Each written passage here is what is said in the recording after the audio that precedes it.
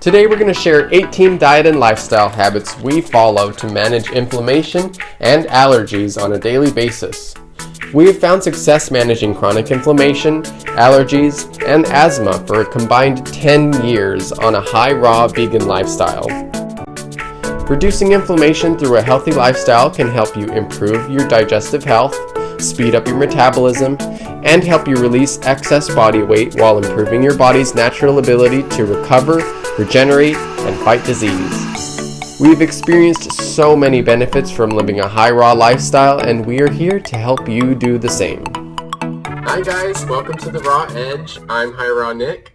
And I'm Darren. We're here to share the success that we found on a high raw diet, and hopefully you can learn from our experience and implement some of these methods into your own current diet. Get a takeaway. So I've been living a high raw lifestyle for about 3 years now. I started in 2017, so 3 years. And since starting, I have dropped 40 pounds of extra weight, of extra inflammation. I've been able to clear up my sinuses. My breathing is a lot better. I used to not be able to breathe through my nose at all.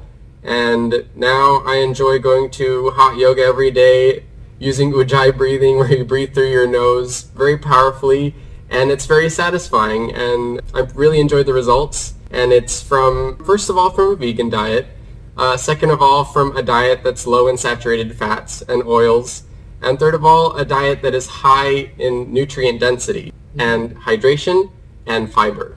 I've been eating a high raw diet for at least 7 years, probably 7.5 almost, coming up on this point. Oh, and I was like 18 going on 19, I think, and I'm 25 now, so a little while. I mean, I started it originally to help with my Crohn's disease issues, and to me it's an inflammatory disease, and if you just reduce your inflammation, then your immune system can calm down. And so that's part of why I really jumped into the lifestyle, is because you can't implement one thing and then just want to stop. You're going to feel better, and you're going to want to feel even better all the time, and that's what happens when you reduce your inflammation, is you actually start to feel good. Your systems of elimination start to become more effective, more efficient, and so you're able to push out those toxins that you're holding on to. And when you do have something that used to trigger you, you'll be able to get rid of that quickly. So you might find that you have a little bit of a stronger reaction, but I just stay away from those foods completely. There's so many other options. I don't feel that this is a restrictive diet at all. I sincerely enjoy the food that I eat. I enjoy the taste of it, and I enjoy the way that it makes me feel. The first part that's really important is that you eliminate inflammatory foods. Of course, if you want to reduce inflammation, you have to stop the things that are triggering it. You can't just do the anti-inflammatory things. Canceling out is not nearly as good as trying to take you below the line. It's so much better to put everything in your body that isn't going to be part of the problem, and instead will be part of the solution. So pretty much 1 through 6 of these tips is going to be inflammatory foods. Elaborating on that. For me, the top 3 things that I eliminated from my diet that I feel were the most important and that were affecting me the most severely were dairy products, meat, and what some people might not consider is oil and refined fats, and fats that really don't have any nutritional content in them, and they're just very concentrated. And this can even be things like cold-pressed coconut oil, which a lot of people think is a health food. I don't consider it to be. Cold-pressed olive oil.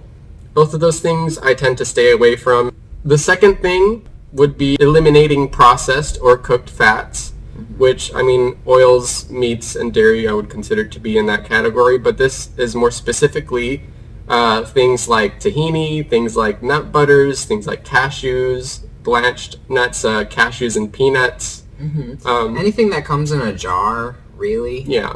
Anything that is any fat that comes in a jar other than raw nuts or seeds tend to give me problems. They would give me allergic reactions. I used to be allergic to all kinds of nut butters, very severely. I mean, the solution was just not to have them. You can kind of tell when you put these kinds of fats in your throat. They either stick to your throat or you immediately get a little mucusy. Mm-hmm. You'll know the difference. They're mucus-forming foods. Mm-hmm. And even on raw diets, people will include these. And I watch the videos and I'm like, you just ruined the whole recipe by putting in these heavy fats into it. And it still falls under the category of raw food, but it doesn't fall under the category of health food in my opinion. Depending on your tolerance, this could not be a problem for you. It could be fine, but for me personally, these are trigger foods. Number 3 it's a little bit of a debate between Darren and I here, but eliminating gluten, at least to start out with. And that's things like wheat products, like breads and pastas. And I know, they're really good. A lot of people have an emotional attachment to these kind of foods, and they're not terrible. But if you really want to look at your diet deductively and start to figure out what are the things that are actually causing your allergies, causing your inflammation, causing you to have discomfort, slow digestion, I would suggest eliminating gluten for a short period, reintroducing it after a while after you start to feel better, and see if it affects you in a negative way. And if you can handle it, you can start introducing it again. That does not go for wheatgrass. The grass, the vegetable part of that sprouting seed is way different than the process. Yeah, that's in here too. All right, so number 4 is eliminating raw histamine triggers. So this is kinds of foods more along the lines of what other raw vegans would put in like their dinner, for example, to make it really kind of tasty, kind of take it a little bit above and beyond. And that's exactly what it does. It kind of takes it a little bit above and beyond, right where that feel good in your tummy line is going to be. These kinds of foods, if you add them in, it's just going to be very different tasting. Yeah, maybe better, but it's going to make you feel very different than if you just excluded them. And so that's going to be foods like vinegar, raw cacao powder, raw cacao nibs, nutritional yeast or anything with nutritional yeast, and again, the raw nut and seed butters. So they can be a little bit mucus forming. And yes, there's studies that can say that these, like vinegar, can help with clearing mucus and all of this stuff. But the reality of it is, if you're following a good, healthy vegan diet and you're avoiding inflammatory foods, like 1 through 6 on this list, then vinegar will become a mucus-forming food to you. Mm-hmm. Yeah, and raw nut and seed butters, even if it says raw, the people that make it, they're trying to sell it under the guise of raw because it's not technically like toasted or cooked. Yeah. But that doesn't mean that they really care about... Or that it really even is. If I make raw nut butter and I put it in a jar and put it in the shelf, I'm sorry, that's going bad. So I don't know what they do to it that's different. If they process it at a high speed, it could heat up during the process. They're not gonna be sitting there with a thermometer making sure that the batches don't get over a certain temperature. No. And there's no one regulating that and making sure that they do that. Raw so there's no accountability. So if you really want a nut or a seed butter, I would suggest you make it at home so that you make sure that you're getting exactly what you think you're getting, and that it's going to help you reach your health and fitness goals. And you can monitor the temperature while you're doing it. Because like even with our desserts, if we blend some of the crusts too long, boom, it immediately changes. You can tell when that temperature reached a little bit higher that the oil, the fat in the nuts kind of turns to oil and it starts separating and it starts getting viscous. It's processed. Yeah. Eliminate processed proteins. These are foods that I think this can definitely fall on a spectrum for you. Like if you are suspicious that you may have a soy allergy or something along those lines, obviously avoid things like tempeh and tofu. But what this is really geared towards more is things that are really heavily processed. Like they include soy and isolated soy and nut proteins pea protein and a bunch isolate. of other ingredients too. A lot of things really want to avoid those. A lot of things that they'll add into vegan protein powders. You'll look at it and the first ingredient on there will be some sort of a protein isolate, which kind of defeats the whole purpose of getting a health protein supplement. Less processed soy products are not that bad, like tofu and tempeh, but It's definitely something that you could eliminate if you're suspicious of a soy allergy, or if you're just suspicious that you're allergic to processed foods in general. Because that is a step in a processed direction. Number six. Eliminate processed nut milks. When I first started trying to eat healthier foods, nut milks would give me really, really bad allergic reactions. Soy milk in particular, not because of the nature of a soy milk. I mean, I can make milks for myself, hemp seed milk, things like that, and have no problem. I think it's just to the degree that it's heated, to the degree that it's processed, the kind of ingredients they put in to preserve it. You could not necessarily be allergic to the main ingredients, but it can also just be a quality thing too. Mm-hmm. If you make almond milk at home and you look at the almonds that you're making them from and they're really high quality, you're going to get a certain result. If you're relying on a company to go out and choose your almonds for you, then it's just a quality issue. Your homemade almond milk won't give you that reaction. So you may just need to experiment. So we've mentioned 6 things to eliminate, which I said this is not a reductionary diet. So let's talk about the things that you add in, the things that you can enjoy, the things you can feel good about. Yeah. Number 7, eat 2 to 3 raw fruit or vegetable meals a day. Mostly fruit, as long as you're getting good vegetables in. Yeah, so things like green juices, things like salads, things like smoothies, things like whole fruit meals. Yep. And so this is a twofold approach. Number 1, these are anti-inflammatory foods. Pretty much no matter how you go about balancing it, as long as you are concerned about your fats properly, your omega-3 to omega-6, you cannot go wrong if your goal is just to become less inflamed with a diet and have less allergies. You cannot go wrong with fruits and vegetables as long as they're ripe and ready to go. Mm-hmm. And the second part of that is these healthy meals. When you eat a lot of fruit and vegetables meals, you're displacing poor choices. Mm-hmm. And you're also making it easier to make healthy choices because you're getting satisfied by these calories and your body's going to crave more of that. You're creating a healthy habit, creating a habit of becoming less inflamed by choosing anti-inflammatory foods on a regular basis and as your staple. Mm-hmm. So, and these are I really enjoy having these kind of meals for breakfast and lunch. I mean, I know for dinner sometimes I'll prefer a cooked meal on some days, but breakfast and lunch for sure. If you want to do raw till 4, I feel personally really excited to have raw fruit, raw vegetables for breakfast and lunch. Yeah. So number 8 is include anywhere between 1,000 to 2,000 calories of fruit, maybe a little bit more even if you're working out. Yeah, I'll have more than that on most days for sure. Yeah, definitely for me more. And don't be afraid of the calories. Don't be afraid of the fruit calories. These are the best quality of calories that you can get. That's about how much food you need to be eating in order to displace those poorer choices. Mm-hmm, yeah, and don't be afraid of having a lot of the right kind of calories. Mm-hmm. Fruit calories are probably the best calories that you could put into your body. Mm-hmm. And yeah, it is displacing those bad choices. It's making it so you are not so ravenously hungry at dinner that you just go for anything. Yeah, because the fruit is full of naturally filtered plant water, and it's full of fiber, and it's full of good carbohydrates, which is what your body's craving to feel full. So when you give yourself enough water so you're not thirsty, enough fiber so that you're full, and enough sugar so that you don't have a sweet tooth, you're happy. You're happy, and you're going to be less inflamed. Look, this is so good, and that's how we eat. Thank you, Nick. Like I can't fake that reaction. Number 9, include highly pigmented and anti-inflammatory vegetable juices, 32 ounces plus a day. This is good advice. This is really good advice. And you want these vegetable juices to be consisting mostly of dark leafy greens.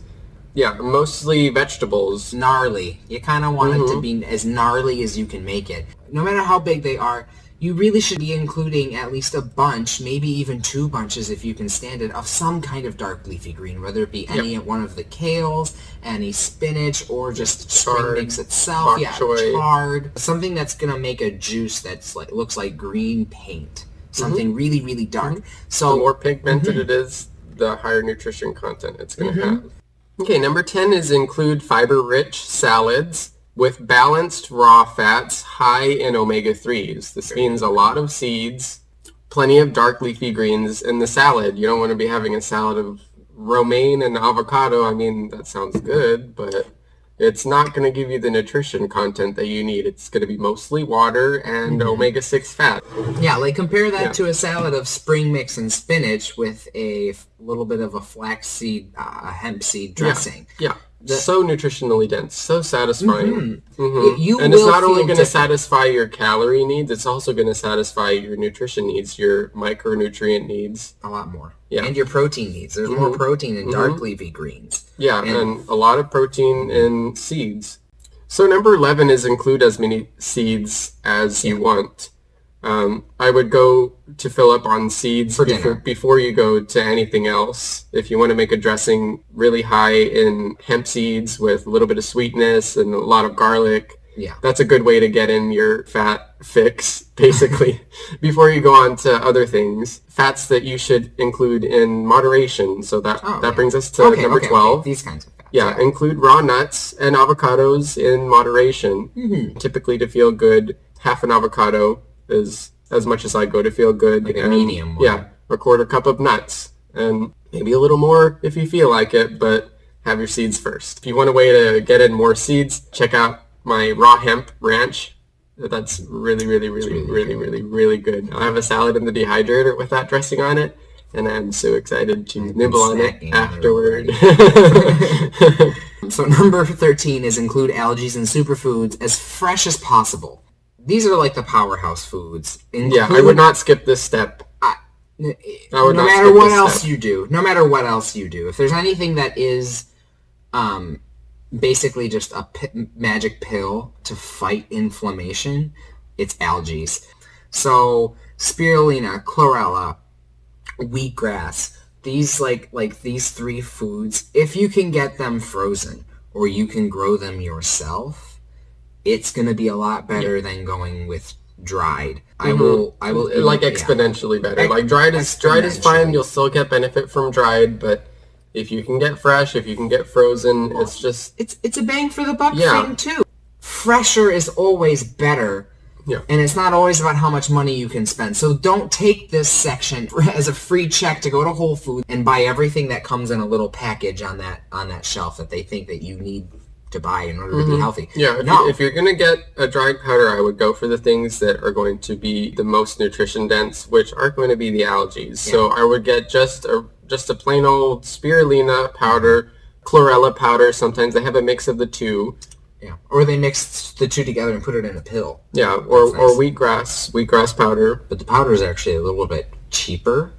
But if you really don't like the flavor of them, the pills are a good option too. Pills, I actually enjoy the pills. They're kind of salty, and I'll just chew on them. They'll make your mouth all green, but that's okay. No, I don't chew that. Those are things that'll really help you cut cravings at dinner time. If you have a lot of these green foods early in the day, especially as soon as you wake up on an empty stomach, that will cut down severely on any kind of craving that you typically have in the nighttime, because you'll have that nutrition that you need early in the day. Yep. And you won't be looking to fill it with calories. Number 14, include occasional fermented foods. Kimchi, sauerkraut. If I'm going to have some rice, I feel having a little bit of kimchi in it starts the breakdown of the food a little bit quicker. Because these foods have good probiotics in them. And if you're eating all these healthy foods are prebiotics. So you're seeding yourself with good prebiotics and a little bit of healthy probiotic, just enough to seed it. And that's also how you maintain a balance too, is if you do use these foods,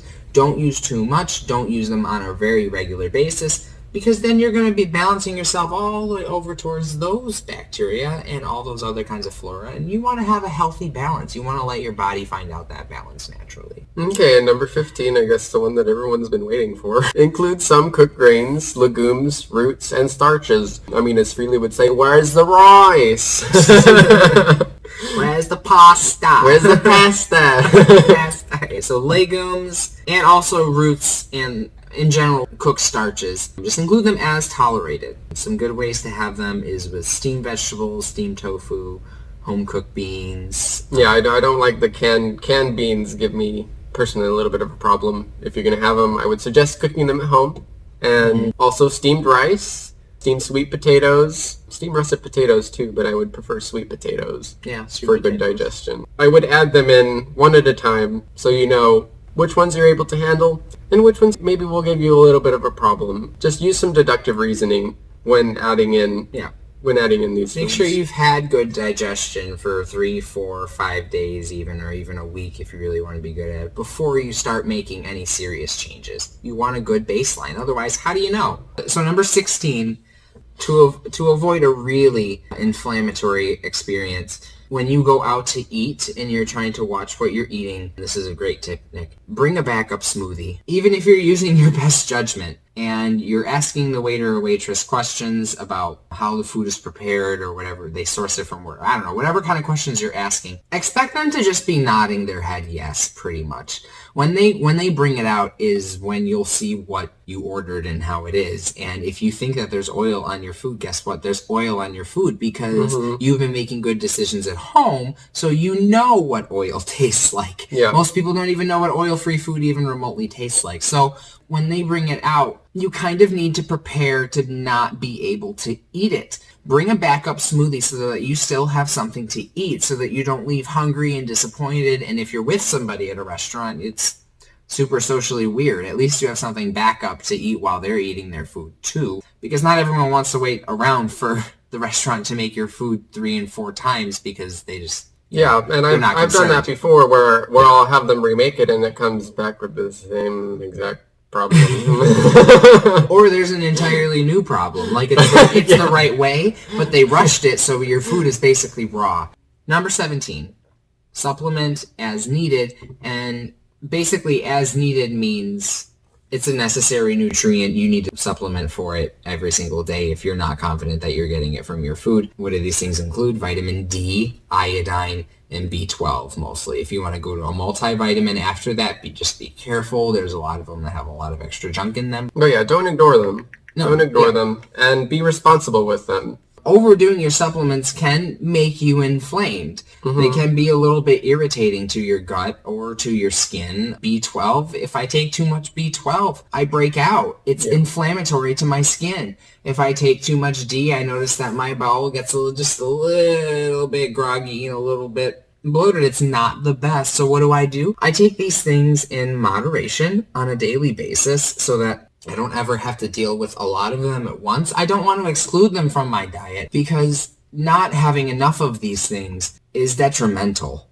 And the consequence of not getting enough is so little compared to the benefit of not being deficient and dealing with a very minimal amount of inflammatory response to these things. So I take basically 200% of my daily vitamin B12 requirement, and I get like 200 to 250% of my vitamin D requirement. Some of these pills that are giving you like 3,000% of your B12, that's crazy. 1,000% or even 5,000% of your daily vitamin D requirement? Yeah, and that's their suggested dose. I'm like, why do you need to take that much? If you have clear digestion and you take it in the morning on an empty stomach, you're going to get good absorption. And I mean, to me, the difference between good absorption and bad absorption should be the difference between taking 100% of your daily minimum requirement and taking double it.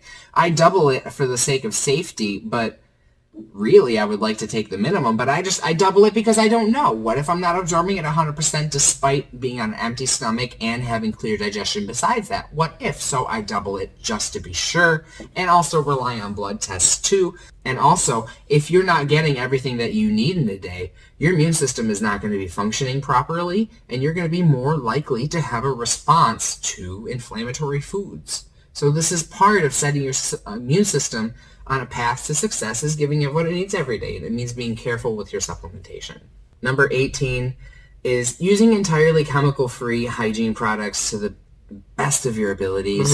If you're going to change these, it does have to be a gradual thing. You do have to research, figure out which things work for you. It is a very important part of having an anti-inflammatory lifestyle, because you could be doing all these other things in your diet to promote anti-inflammation, and then you could just be slathering on some kind of chemical shampoo onto your face and skin and absorbing it that way and have the same problems you used to. Like, let's say that you start improving your diet, so a lot of skin rejuvenation is going to happen faster, and then let's say that you're mildly allergic to a shampoo that you've used for a long time, and your skin's kind of found a balance where it's a little bit inflamed because you're irritating it with the shampoo every day, and then you clear out your diet, and your skin rejuvenates a little bit, and it becomes a little bit clearer. Well, guess what? Then, if you go and use that shampoo, or whatever it is, you're going to absorb it, and you can even get a stronger reaction. Because now your skin's clearer, that reaction is going to happen faster and a little bit stronger. So things that are important to me to switch out were my toothpaste, my soap, shampoo, conditioner, detergent, also what you're washing your clothes with.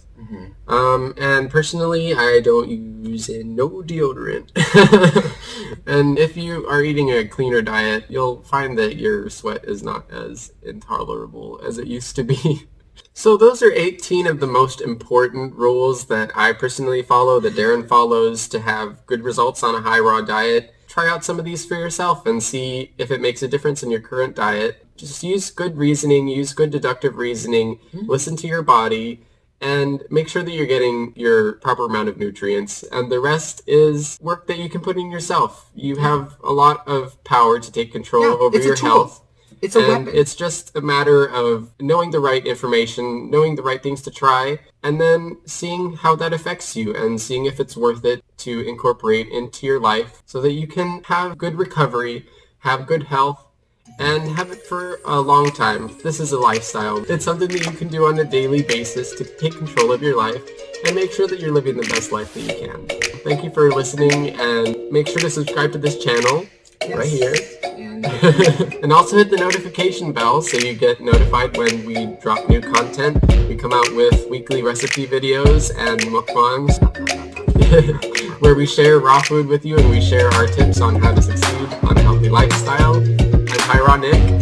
And I'm Darren. And we will see you next time. Thanks for stopping by on the Raw Edge, and happy nibbling, Raw fam.